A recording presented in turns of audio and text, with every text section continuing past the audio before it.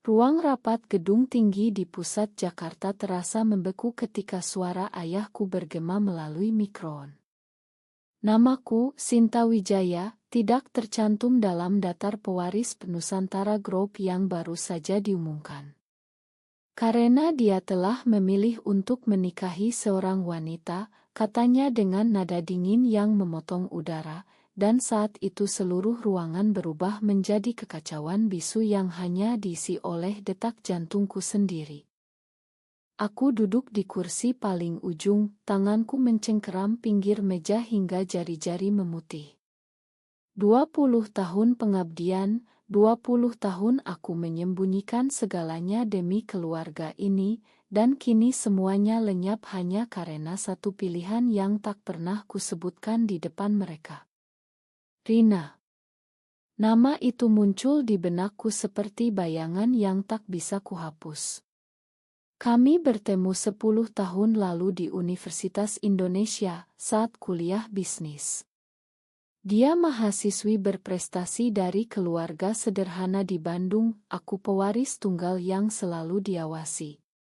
Cinta kami tumbuh pelan, seperti akar pohon yang merayap di bawah tanah agar tak terlihat. Kami janji akan rahasia selamanya. Tapi rahasia itu kini telah membunuhku di depan mata semua orang. Setelah pengumuman, ayahku tak bahkan menatapku. Saudara-saudaraku yang lain saling berbisik, mata mereka penuh iba atau mungkin jijik. Aku bangkit perlahan, kaki terasa berat seperti membawa beban seluruh Nusantara Group. Di luar ruangan, hujan deras mengguyur Jakarta. Aku berdiri di koridor kaca, memandang gedung-gedung tinggi yang dulu kini terasa asing. Ponselku bergetar. Pesan dari Rina, bagaimana? Hanya satu kata, tapi aku tahu dia sedang menunggu di apartemen kecil kami di Kemang, tempat kami selalu bersembunyi dari dunia. Aku tak membalas. Malam itu, untuk pertama kalinya, aku merasa cinta kami seperti rantai yang siap mencekik. Keesokan harinya, berita sudah menyebar di kalangan elite bisnis. Media online mulai menulis spekulasi. Pewaris Nusantara Group dikucilkan karena orientasi seksual. Aku membaca headline itu di mobil, tangan gemetar. Tapi di balik amarah, ada sesuatu yang bangkit di dadaku. Bukan penyesalan. Bukan. Ini adalah api baru. Aku tak akan membiarkan mereka menghapus namaku begitu saja. Aku punya rencana yang sudah kususun selama bertahun-tahun, diam-diam, sambil Rina mendukungku dari belakang. Saham. Bukan warisan. Aku akan beli sendiri. Tapi untuk itu, aku harus mengorbankan sesuatu yang lebih besar dari sekadar nama keluarga. Aku harus mengorbankan sebagian dari diriku yang masih mencintai Rina tanpa syarat. Di kantor kecil yang kusewa di Sudirman, aku mulai menghubungi pemegang saham minoritas satu persatu. Mereka tak tahu siapa aku sebenarnya sekarang.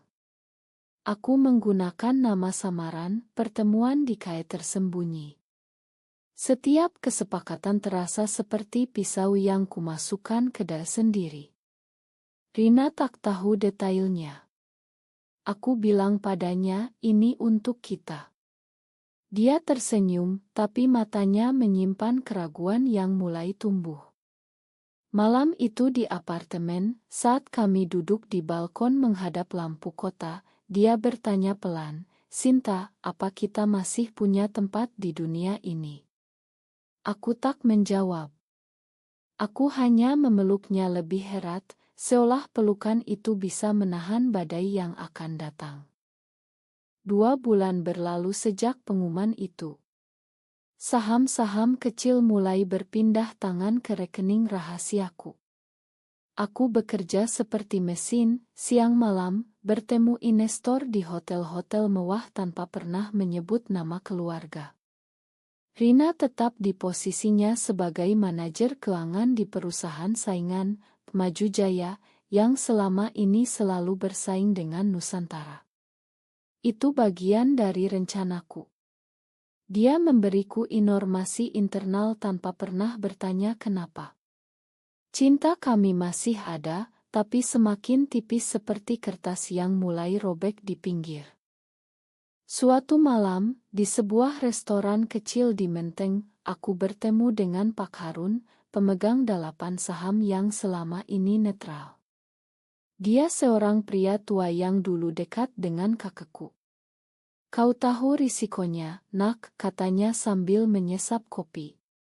Kalau ayahmu tahu kau yang membeli, dia akan hancurkan kau sepenuhnya. Aku tersenyum dingin. Biarkan saja. Saya sudah hancur duluan. Kesepakatan itu ditandatangani malam itu juga. 8% lagi masuk ke kantongku.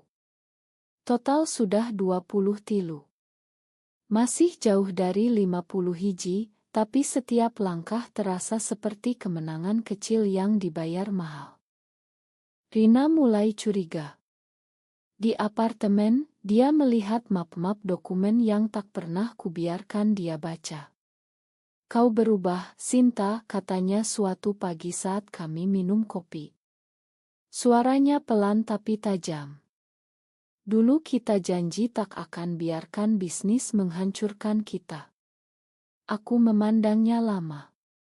Wajahnya yang cantik, rambut hitam lurus khas perempuan Sunda, mata yang dulu selalu penuh kehangatan kini mulai redup.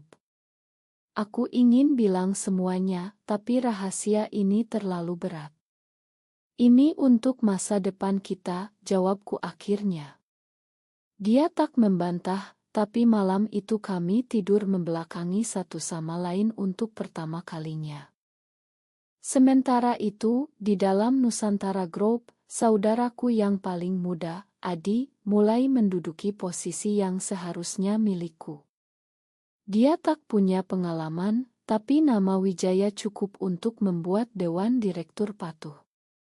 Aku mendengar dari sumber dalam bahwa ayahku berencana menjual DC properti ke pihak luar untuk memperkuat posisi Adi. Itu kesempatan bagiku. Aku hubungi Rina di kantornya secara diam-diam. Aku butuh data tender Maju Jaya untuk proyek itu, kataku melalui telepon aman. Dia diam lama. Ini sudah melampaui batas, Sinta. Tapi akhirnya dia kirim email itu malam harinya. Aku menangis sendirian di mobil setelah membacanya. Setiap informasi yang dia berikan adalah pengkhianatan terhadap proyeknya demi aku. Cinta kami kini menjadi alat. Dengan data itu, aku mendekati 2 pemegang saham lagi. Mereka setuju menjual 12 dengan harga premium yang kubiayai dari tabungan rahasiaku selama 10 tahun. Total kini 35. Aku mulai merasa kuat. Tapi di balik kekuatan itu, ada retakan yang semakin lebar. Rina mulai sering lembur, pulang larut, dan saat kami bertemu, percakapan kami hanya tentang angka dan strategi. Romantisme yang dulu kami jaga rapat-rapat kini lenyap, digantikan oleh ketegangan yang tak terucap. Suatu malam, saat hujan deras lagi di Jakarta, dia berkata, "Kalau kau terus begini, aku tak tahu berapa lama lagi aku bisa bertahan." Aku tak menjawab. Aku hanya memandang lampu kota yang berkelap-kelip, bertanya dalam hati apakah ambisi ini layak untuk kehilangan satu-satunya orang yang pernah benar-benar mencintaiku. Musim hujan di Jakarta semakin deras, seolah langit ikut menangisi pilihan-pilihanku. Sahamku kini mencapai 42. Tinggal sedikit lagi untuk menguasai Nusantara Group. Aku sudah tak tinggal di apartemen Kemang lagi. Aku pindah ke penthouse di Tamrin, tempat yang lebih aman untuk pertemuan-pertemuan rahasia. Rina masih datang, tapi kunjungannya semakin jarang dan singkat. Kami tak lagi berpelukan seperti dulu. Hanya duduk berjauhan, membahas langkah selanjutnya seperti dua mitra bisnis, bukan kekasih. Pak Budi, pemegang salapan saham terakhir yang kucari, adalah kunci. Dia sahabat lama ayahku. Aku atur pertemuan di ila pribadi di puncak, jauh dari mata-mata Jakarta. Saat kami duduk di teras menghadap pegunungan, dia memandangku lama. Kau mirip ibumu, Sinta. Keras kepala. Aku tersenyum tipis. Dan ibu saya selalu bilang, jangan pernah menyerah pada apa yang kita inginkan. Kesepakatan hampir tercapai saat ponselku bergetar. Pesan dari Rina, ayahmu tahu kau yang beli saham. Dia akan balas dendam. Jantungku berdegup kencang. Pak Budi melihat perubahan di wajahku. Masalah, tanyanya. Aku menggeleng, tapi dalam hati aku tahu, ini adalah titik balik. Aku harus memilih, mundur atau maju dengan segala risiko. Malam itu aku kembali ke penthouse sendirian. Rina tak datang. Aku meneleponnya berkali-kali, tak diangkat. Akhirnya dia balas pesan, aku butuh waktu. Kata-kata itu seperti pisau. Aku duduk di lantai, memeluk lutut, mengingat saat pertama kami bertemu di kampus. Dia memakai kemeja putih sederhana, tersenyum malu-malu saat aku meminjam catatan kuliah. Cinta itu tumbuh tanpa rencana. Kini rencana telah membunuhnya perlahan. Besok pagi, aku tetap pergi ke ila puncak lagi. Pak Budi setuju menjual salapan itu dengan syarat satu, aku harus menjamin posisinya tetap aman meski aku ambil alih. Aku janji. Total saham kini 50 hiji. Aku telah menang. Tapi kemenangan ini terasa hampa. Di dalam Nusantara Group, ayahku mulai gerak cepat. Dia panggil rapat darurat, memutuskan untuk merger dengan perusahaan kecil agar sahamnya tak terdilusi. Aku tahu itu cara dia melawan. Tapi aku sudah selangkah di depan. Rina, tanpa sepengetahuanku, telah memberikan aku data merger itu 2 hari lalu. Pengkhianatan kecil demi aku. Aku tak tahu harus berterima kasih atau menyesal. Saat aku kirim pesan padanya terima kasih, dia hanya balas, ini terakhir kalinya. Malam itu aku menangis untuk pertama kalinya sejak pengumuman warisan. Cinta kami kini seperti perusahaan yang bangkrut, masih ada aset, tapi nilai sudah tak sama. Hari pengumuman pemegang saham baru tiba lebih cepat dari yang kuduga. Gedung Nusantara Group dipenuhi wartawan. Aku masuk melalui pintu belakang, mengenakan setelan hitam yang rapi, rambut dikat tinggi seperti dulu saat masih menjadi putri kesayangan. Di ruang rapat besar yang sama tempat aku diusir 6 bulan lalu, semua mata tertuju padaku saat aku duduk di kursi yang dulu milik ayahku. Saya Sinta Wijaya, pemilik 50 hiji saham baru, kataku dengan suara tegas yang tak tergoyahkan. Ruangan hening sejenak, lalu gemuruh protes pecah. Ayahku berdiri, wajahnya merah padam. Kau tak punya hak, teriaknya. Aku hanya tersenyum dingin. Sekarang aku punya segalanya, Pak. Di belakang panggung, Rina menunggu di mobil. Aku minta dia datang sebagai saksi, tapi dia menolak masuk gedung. Aku tak mau dilihat, katanya melalui telepon. Setelah rapat, aku turun ke lobi. Dia berdiri di sana, mengenakan gaun sederhana yang dulu kuberikan. Kami berpelukan singkat, tapi tak ada kehangatan. Kau menang, Sinta, bisiknya.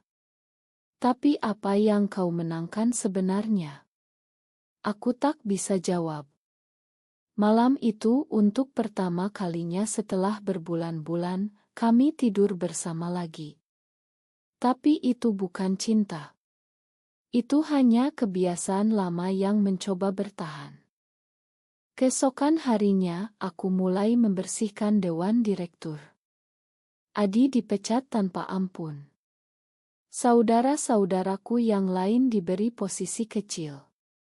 Ayahku mengundurkan diri dengan marah, mengancam akan bawa kasus ke pengadilan. Aku tak takut. Aku punya bukti bahwa selama ini dia melakukan penghindaran pajak kecil-kecilan.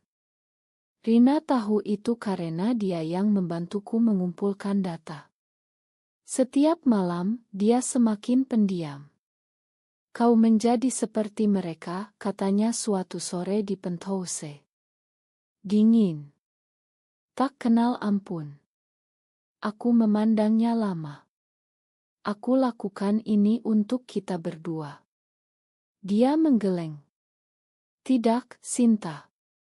Kau lakukan ini untuk dirimu sendiri. Tekanan dari luar mulai datang. Media menyebut aku Ratu Est Nusantara.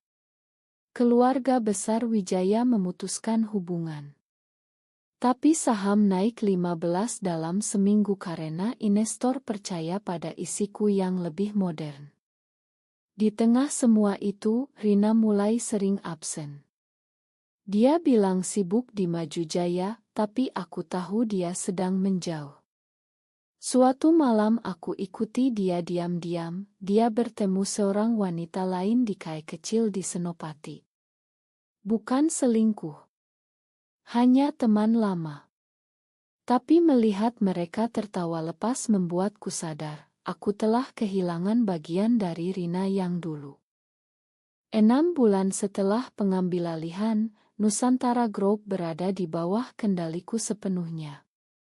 Aku ubah nama DC, bawa masuk investor asing, dan ekspansi ke sektor teknologi hijau. Keuntungan naik 2 kali lipat. Tapi di rumah, penthouse terasa kosong. Rina pindah keluar 2 bulan lalu. Dia bilang butuh ruang. Kami masih bertemu, tapi seperti 2 orang asing yang saling menghormati.